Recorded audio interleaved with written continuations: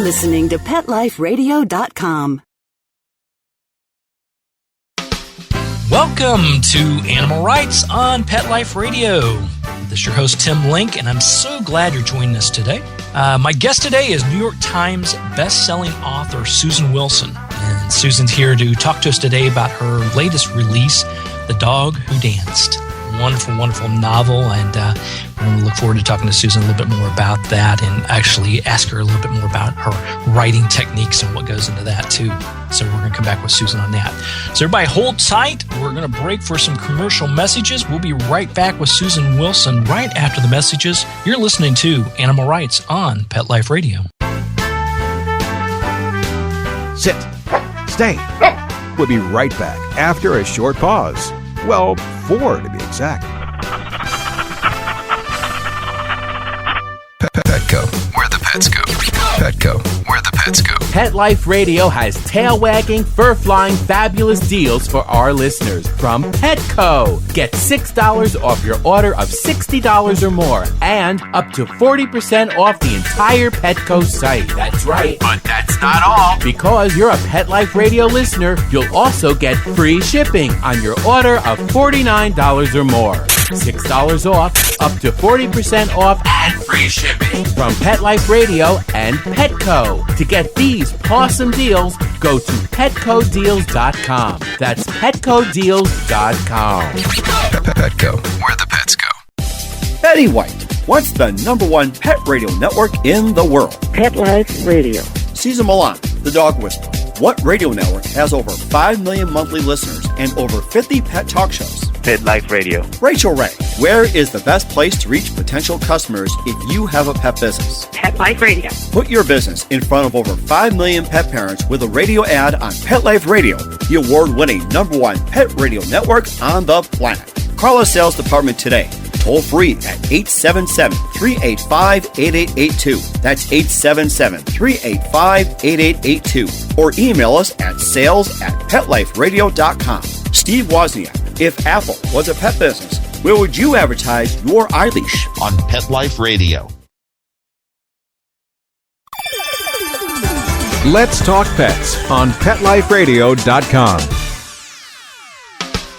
Welcome back. Welcome back to Animal Rights on Pet Life Radio. This is your host, Tim Link, and I'm so excited to introduce Susan Wilson and talk to her about her recently released book, The Dog Who Danced. Susan, welcome to Animal Rights on Pet Life Radio. Well, thank you, Tim, very much. It's quite an honor to be on Animal Rights. This is terrific. Well, our pleasure, Congratulations on another great book, great release. Thank you. Yeah, tell everybody a little bit about the Dog Who Danced. Well, The Dog Who Danced is essentially the story of divided loyalties, if you will. We have Justine Mead, who is a 40-something woman who's kind of had a tough life and has made some decisions that have been probably not the best that she could have made, and she's kind of wandered around the country, and her constant and most devoted companion is her Sheltie, who she calls Mack, and with whom she practices something called canine freestyle, which is also known as dog dancing, which if you've ever looked at YouTube videos, I mean, there are dogs that dance, but this is an actual, almost an agility kind of style, very formal kind of an event. And she is called back to New Bedford, where her father is and her stepmother, and she hasn't got a lot of money, so she takes a ride with a gypsy trucker. And the upshot of the beginning of the book is that he abandons her at a rest stop because she takes a little too long and unknowingly takes her dog with him, and they are separated, Justine and Mack.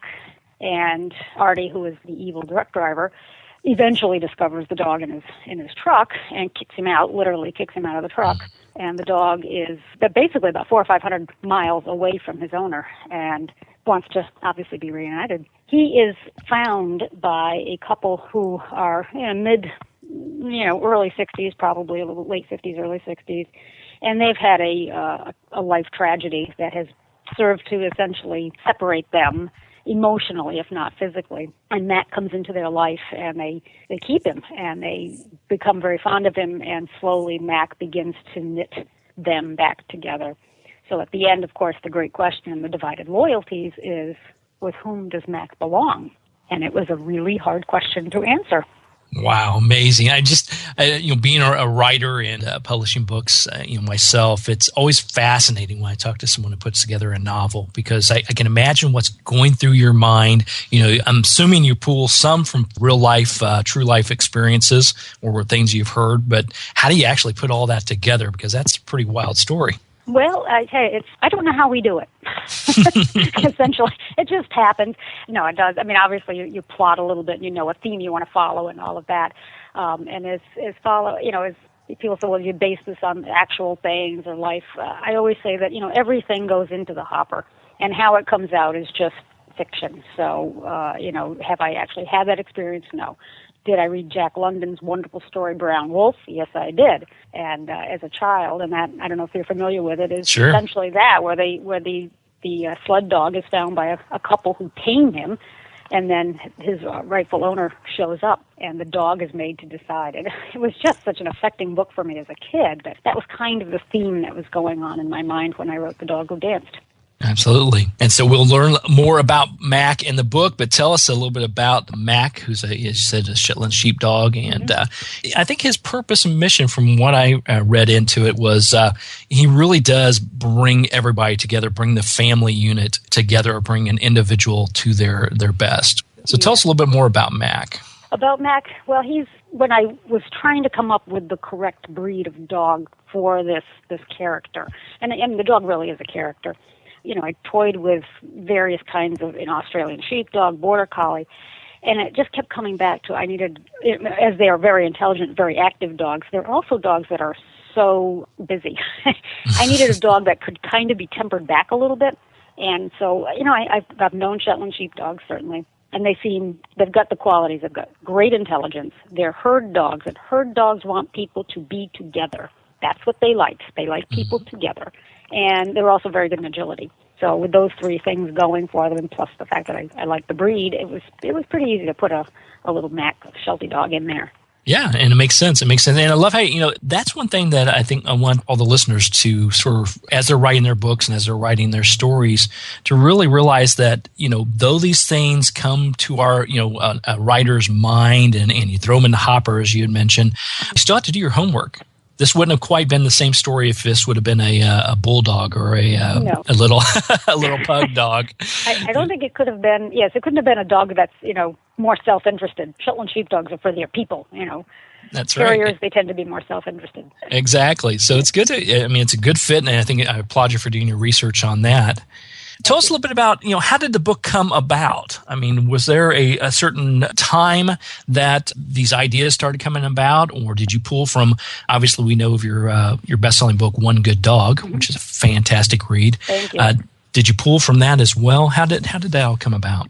Well, essentially, I had finished One Good Dog, and once you've finished one, your people in New York are saying, well, what's next?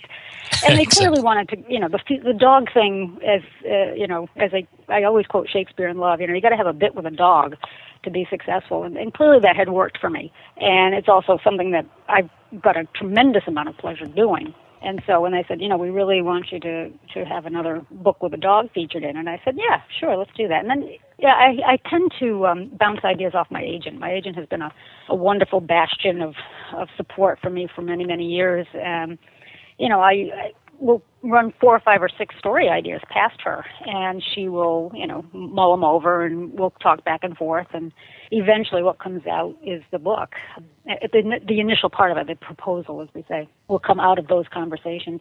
And I liked the idea of, somebody who is kind of their own worst enemy and who has made decisions and still kind of points backwards and blames other people, learning something. And that was probably one of the paramount themes in there, is that Justine, at the end of the day, actually has to learn something about herself and about her past, that she has kind of decided how things were. And, so that was kind of the theme that I was going for.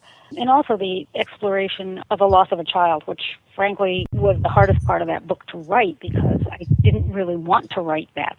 I tried mightily to come up with something else that had happened, but that's what evolved, and that's what sounded the most believable and understandable, is that they had lost their daughter, and that was really hard.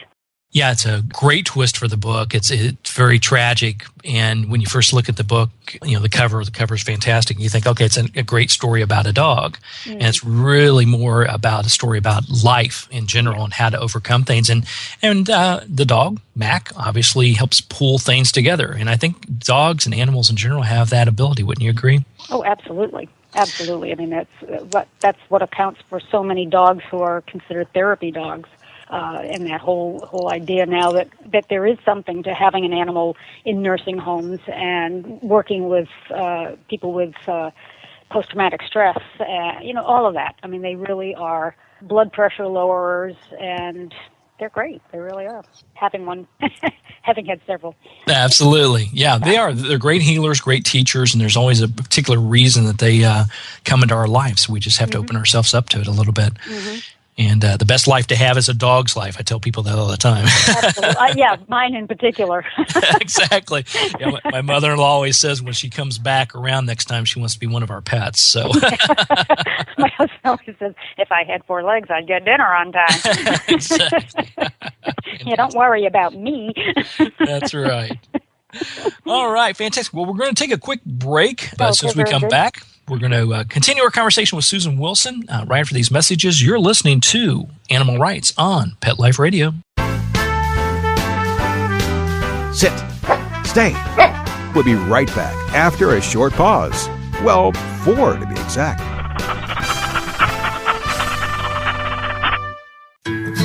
Every pet is unique. Maybe they're gray in the muzzle, yet young at heart. Maybe they're growing out of the puppy stage and into their paws and ears. Or maybe they're just trying to maintain a more girlish figure. At PetSmart, we have the right food for your pet at a great value for you. PetSmart. Be better together. Go to PetSmartDeal.com and save up to 30% on awesome gifts for the pets and pet people in your life. Toys, collars, leashes, PetSmart gift cards, treats, and more. Go to PetSmartDeal.com today. PetSmartDeal.com. I'm not much of a reader, but I do wish I were more well-read. There are so many great books coming out. I wish I could find a way to keep up. Audible.com makes it easy to stay well informed and catch up on your reading simply by listening. Audiobooks from Audible turn downtime into uptime. You'll be more productive and become well read. Now I'm able to catch up on all the great books I've been wanting to read. With Audible, I feel smarter. Pet Life Radio listeners, try Audible.com now and get your first 30 days of Audible Listener Gold membership plan free. And get a free audiobook. Choose from over 100,000 titles. To get this great deal, go to audibledeals.com. That's audibledeals.com. I don't make any decisions about who to hire without going to Angie's List first. You'll find reviews on home repair to healthcare, written by people just like you. With Angie's List, I know who to call, and I know the results will be fantastic. Angie's List. Who you can trust. Go to angieslist.com/rights and get 25% off any subscription. That's angieslist.com/rights. WRITES. Hello! I'm Deborah Wolf, and I'm inviting you to my animal party on Pet Life Radio. The dress code? Come as you are. Pajamas, a tux. You can even go naked like your pets. Unleash your party animal at my animal party. Guests you know from Animal Planet, TV, radio, the news, and bookstores will be joining me. And that's because after I won Best Pet Radio in America from the DWAA, I got my paw in the door and I met a lot of amazing people. And the best of the best are going to be coming to the party. They're coming to party with us. So join us at the animal party. Don't miss the party. Every week on demand. Only on PetLifeRadio.com. Let's talk pets. Let's talk pets On Pet Life Radio. Pet Life Radio. PetLifeRadio.com. Welcome back. Welcome back. You're listening to Animal Rights on Pet Life Radio. This is your host, Tim Link, and I'm here with author Susan Wilson talking to her about her latest release, The Dog Who Danced. Now, Susan, I know like me, your writing process starts with a good cup of coffee. So I read that. I did my research and homework on you, and I agree I can't get anywhere without my coffee, especially in the morning. But I want you to tell us a little bit more about your writing process. Do you have a structured routine that you follow on a daily basis, or is it more of a, when you get some great ideas, you sit down and put them on paper, or as we call it? Actually, yes, I do have a very structured writing routine because, it's fine to write when the spirit moves you, but when you're a professional and under deadline quite often and with expectations of other people, you have to do the job. And, I so often have people say to me, "Oh, I'd love to write a book." And I always say, "Well, sit down, write it." We can walk around all you want. But, all kidding aside, I do, start with the coffee, and then I read for, hopefully an hour, because I do feel as though reading is as important a part of writing as anything. It's writing readiness, as they say in the English high school biz, kind of gets you going a little bit, and you need to see what else is out there and how people are doing things. Yeah. And then I sit down and work for a couple of hours. And then pretty much that's all the stamina I have.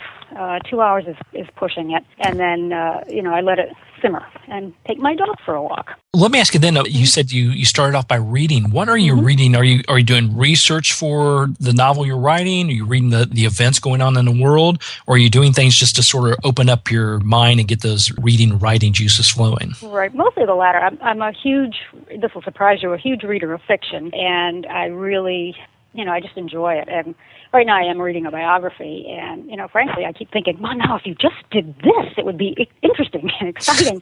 I want to fictionalize the whole thing because it's really flat. But, no, I mostly read fiction, and I try to read people who are, shall we call them the upper crust, and then I sometimes, when you just need some mind candy, you might read somebody who's, not there, and just for pure entertainment. But, I do like to try and, read the people who are mentioned and, the good reviews and things like that, and people who have been recommended. I find that somebody who can give you a good recommendation should be listened to, and that's what I try to do. Yeah, absolutely. And I think it's interesting. You said, you really sit down for a couple hours and that's about it. That's all you can handle and you walk away from it. Because I think a lot of people, when I talk to writers and authors, they oftentimes feel guilty if they, A, aren't structured in their day, or B, they're not spending, 8 hours, the 8-hour workday typing and writing and stuff. And I think it is overload after a while. It is. It's absolutely exhausting. I mean, there have been days where, 1 o'clock in the afternoon, I'm like, okay, I'm taking a nap. Now, when it comes to revising, on the other hand, I can do 8 hours because that to me is the most fun. The original draft is the hardest thing of all because you don't know your characters. You don't know where you're going half the time. And all of a sudden you get to the end and you think, I don't know about this. Start over, and because you know where you've gone, you can figure out how to make it more interesting and throw in a little of that foreshadowing stuff and all of that. And that to me, that's golden. I can do that all day long. Yeah, and to me, I think one of the hardest things, especially when you're talking about writing fiction, writing a novel, after you've got it all put together, you're pretty much at the end of it, going back through it, make sure, okay, what did I miss? What doesn't make sense? How did that guy get from point A to point B? What happened to the dog in between these pages 200? Or whatever happened to whatever I was doing there. My God, I put that coffee cup down and I never picked it up again. It was John Gardner, I think, who. It was John Gardner. John Gardner, who wrote, Grendel and all of that, like October Light. And he, of course, is, anybody who's studied fiction at all has read his Art of Fiction and the Art of the Novel. But he talks about when he was writing a cocktail party scene and his main character had to either take or not take an hors d'oeuvre. And it drove him crazy. He couldn't figure it out. And he had to walk away from it because he couldn't decide whether his character was going to do that or not. Sometimes that's what you do. Yeah, absolutely. So you're going to walk away, take a breath, go take the dog for a walk. I think that's always it. Take the dog for a walk. Go out there and get some exercise. And that's right, get some exercise. Great meditation time, too, to go out for a walk. It is. And that's when, things will bubble up to the surface. But it is, like you say, in the revising where you suddenly pick up, we had blue eyes in this scene and green in the next. That's right. So do I write him now with contact lenses that change his colors, or do I change? Yeah, there you go. Now, Susan, after our listeners read The Dog Who Danced, give me an idea of what would be the main thing you would like the readers to walk away from after reading the book. Well, I think mainly that they've enjoyed it. I think that it's not, there's no overt life message in it, except that you need to be open-minded and maybe to not be judgmental and maybe to soften up a little bit in your life in order to be happy. But I think mostly what I want my readers to do is to come to the end of a book and say, wow, I really liked that. It was satisfying. I liked how it ended. I liked the characters. This is a character I'd want to know. Absolutely. And that's definitely something you've accomplished in The Dog Who Danced. So you did a good job with that. Thank you. Now, Susan, in addition to writing numerous novels, obviously, we talked about a couple of them on here, but you also write for newspapers, right? Newspaper column. I do occasionally. It started off being every other week, which became, and this is sort of before I was actually, under contract and doing a lot more with the fiction. The local newspaper editor was kind enough to say, how would you like to write a column on writing? And I said, oh, okay. And we negotiated that. And over time, I've just had too much else going on, and the books have really just been my whole life. So I'm now down to a when I feel like it kind of column, which is really nice.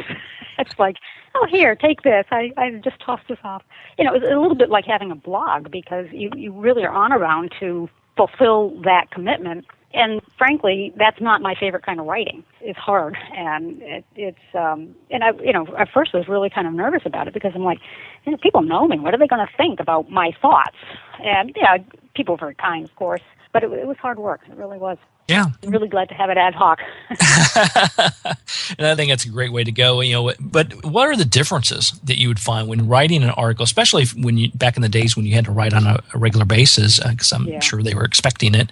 How's that whole process work compared to sitting down and put together all the details that goes into a novel? Well, I tell you, that's why I say it's really hard. First, you've got to come up with an idea. It's kind of like writing a sermon. That's the only other thing I can equate it to. You have to have a reason to write it, and you don't have 300 pages to explicate that reason. You got to make your point in about 7 paragraphs, and you got to have a reason. I could have a great thesis topic sentence, but then you got to come around to completing that thought, and that was like, okay, I've got this really great 2 paragraphs. Where can I go from there? Most of what I ended up basing my column on was language, which is very important to me, obviously. And oddly enough, punctuation, which is equally important. And one of my all-time favorite columns was on the art of the semicolon. And I still get people talking to me about that. It was tongue-in-cheek. It was totally tongue-in-cheek. And most of the column was. I think that's one of the other differences between my column and the novels is that the columns tend to be funny, and the novels never are. And it was kind of fun to say things that were, a little silly. Right. And it shows your personality off, I think, as well. Which is more my personality than the weepies, but anyway, they're fun to do. Absolutely, yeah. I think it's I think that it is 2 totally different types of writing, and there's different pressures. They both have their own set of pressures, but how you go about handling it, the deadlines, how do you handle condensing things for an article compared to a novel? They both have their fair share of challenges. Oh yeah, but again, it's a good exercise. It certainly is, in brevity and different voice, and also because I put things in my novel that I would never either say or do, and in the column, I knew I was going to run into, somebody who reads it in the grocery store, and the post office, and down the street, and they were going to call me on it, so I needed to be, to my own self be true kind of a thing. I needed to be me. I couldn't make stuff up. But that was part of it. I couldn't make stuff up, which is what I do for a living. So you got to be yourself, but not be yourself at the same time. Exactly. What persona am I going to put out there? So it was fun. I owe them another one. I know I do. It's been a while. They're very patient with me. Very good. Very good. Well, I want everybody to obviously pick up a copy of The Dog Who Danced, and it's out on audio as well. So everybody can pick up a copy. Macmillan Audio, and it's available for ebook format, and probably got large print out there too. It's everything. Hit all the markets. Where can our listeners learn more about the Dog Who Danced and all your other wonderful work that you do? Well, they can visit my website, which I will say is about to come back live. It's been under construction, so be patient. And that is SusanWilsonWrites.com. And that's WRITES, kind of like Animal Rights, exactly. Exactly. Very, very clever of us. They can certainly visit my website. Visit me on Facebook.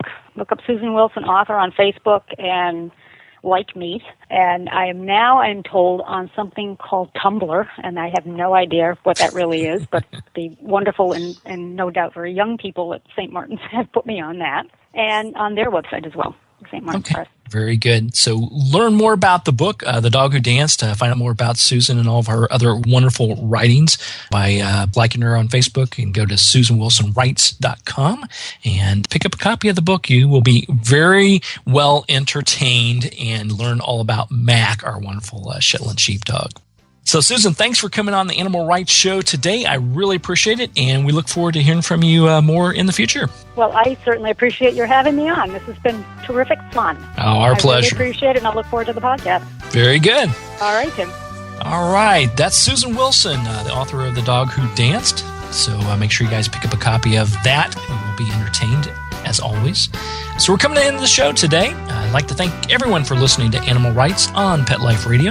I also like to thank our sponsors and producers for making this show possible. To find out more about me, Tim Link, and other guests that I've interviewed on the Animal Rights Show, and the stories in my blog, you can go to PetLifeRadio.com.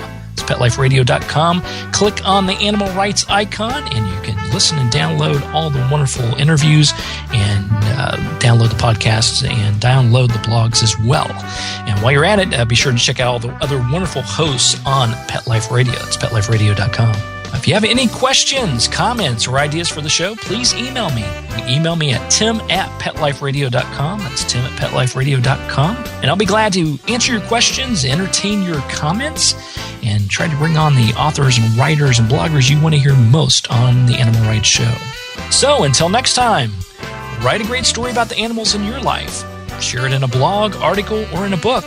And who knows, you may be the next guest on Animal Rights on Pet Life Radio. Have a great day. Let's Talk Pets, every week on demand, only on PetLifeRadio.com.